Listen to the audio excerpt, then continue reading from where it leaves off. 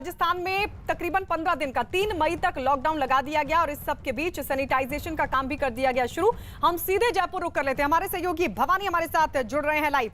भवानी, जरा दिखाइए, क्योंकि आप थोड़ी देर पहले भी तस्वीरें दिखा रहे थे कि सैनिटाइज किया जा रहा है। किन किन जगहों को सैनिटाइज किया जा रहा है और तकरीबन 15 दिन का ये लॉकडाउन, सिर्फ जयपुर में इन जगहों को सैनिटाइज या दूसरी जगहों को भी सैनिटाइज करने की योजना? देखिए गायत्री, पूरे शहर को सैनिटाइज किया जा रहा है। पहले जो खास तौर पर जो चिन्हित जगह हैं जहाँ पर संक्रमण के ज़्यादा चांसेस हो, लोग टीका लगाने आते हैं तो लोग डरे नहीं, इसलिए वहाँ पर संक्रमण मुक्त कराया जा रहा है। अस्पतालों को, थानों को, सार्वजनिक स्थानों को, फिर सड़कों को किया जाएगा।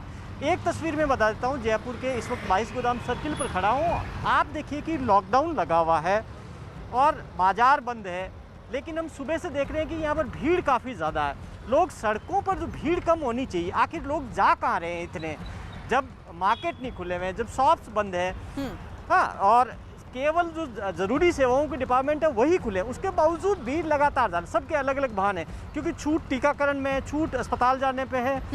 तो लोग देखिए कि आप अलग अलग पूछ रहे हैं, हालांकि नाकाबंदी की भी है, देखिए कि यहाँ पर पुलिस रोक भी रही है, ये पूछ भी रही है कि आप कहाँ जा रहे हैं, कहाँ जा रहे हैं भाई साहब, कहाँ जा रहे हैं, कहाँ जा रहे हो? मैं जा रहा हूँ जरा अपने काम से हॉस्पिटल। काम से कहाँ जा रहे हो बताइए ना आप। मैं जा रहा हूँ दवाई लेने मदर के लिए। दवाई लेने जा रहे हैं जी। कहाँ से आए हो? मैं आया हूँ रंगोली घाट से। क्या जो लोग यहाँ आ रहे हैं वो क्या हकीकत में ऐसे काम से जा रहे हैं या बहाना ज़्यादा कर रहे हैं जो लोग? नहीं, कई लोग तो वास्तव में दवाई लेने के लिए कोई जरूरी काम से ज़्यादा निकल रहे हैं, फालतू लोग कम घूम रहे हैं वैसे। लेकिन भीड़ तो हम देख रहे हैं बहुत ज़्यादा है। ऑफिशियल ड्यूटी का ज़्यादा बता रहे हैं अपने आप, कोई दवाई लेने को हॉस्पिटल जा रहा है, कोविड के लिए। बहानेबाजी नहीं कर रहे हैं? नहीं, कुछ लोग ऐसे भी हैं जो फालतू घूम रहे हैं। देखिए, आप देखिए कि ऑफिशियल ड्यूटी अपनी जगह पे है, वो होनी चाहिए, लेकिन जो भीड़ सुबह से हम सड़कों पर देख रहे हैं उससे शायद लग रहा है कि लोगों को लॉकडाउन की जितनी पालना करनी चाहिए, सरकार ने जो छूट दी है वो इसलिए दी है कि आप अगर इमरजेंसी सेवाओं के लिए जा रहे हैं, अगर आप कोई विशेष काम के लिए जा रहे हैं तो आप बताइए और उसके बाद में जाइए। इसके बावजूद भी लोग सड़कों पर निकल रहे हैं। तो ये तस्वीर है। बिल्कुल भवानी, देखिए सख्ती तो सरकार प्रशासन करेंगे, लेकिन लोगों को भी अपनी जिम्मेदारी समझनी होगी, क्योंकि सख्ती कहां तक हो जब लोग अलग अलग बहाने लेकर सड़कों पर घूम रहे हैं, वो भी तब जब लॉकडाउन लगा दिया गया। हम लौटेंगे आपके पास। उधर मध्य प्रदेश में कोरोना से हालात लगातार बिगड़ रहे हैं और इस सब के बीच आपको बता दें, कोरोना मरीजों की संख्या तेजी से बढ़ रही है। राज्य सरकार ने 30 अप्रैल तक कोरोना कर्फ्यू लगा दिया है और राज्य में पिछले 24 घंटों की अगर बात करें तो कोरोना के 12,248 नए केस सामने आए, जबकि कोरोना की वजह से 66 लोगों ने अपनी जान गंवा दी है। तो ये हालात मध्य प्रदेश में लगातार बने हुए हैं। सीधे रुख भोपाल का मनोज हमारे साथ लाइव लगातार बने हुए हैं। मनोज, जरा ये बताइए, क्योंकि आप बता रहे थे कि किस तरीके से कालाबाजारी हो रही है इंजेक्शन की, ऑक्सीजन की भी कमी है, ऐसे में खरीद और सप्लाई पर नजर रखना बेहद जरूरी है, नहीं तो हालात और ज्यादा चिंताजनक हो जाएंगे। सरकार लगातार दावा कर रही है कि ऑक्सीजन की सप्लाई हम अप्रैल के अंत तक एकदम माकूल कर देंगे, बल्कि ज़्यादा होगी।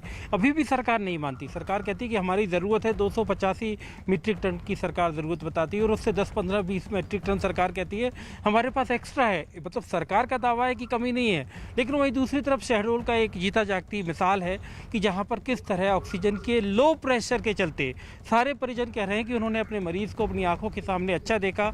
उन्होंने अपने मरीज़ को रात में जाते वक्त जब वो अपने घर वहाँ से छोड़ के गए तो उन्होंने अच्छा देखा, लेकिन अगले दिन उनको सुबह उनकी मौत की खबर आई। तो सरकार के दावे अपनी जगह हैं, लेकिन लोग जो ज़मीन पर अपनी परेशानी झेल रहे हैं अस्पतालों में, सरकार का दावा कि हम 40,000 बेड रखते हैं, लेकिन अभी हमारे पास इतने फ़ोन आते हैं कि ये बेड मिल जाएगा क्या, बिस्तर मिल जाएगा क्या, अस्पताल में जगह मिल जाएगी क्या।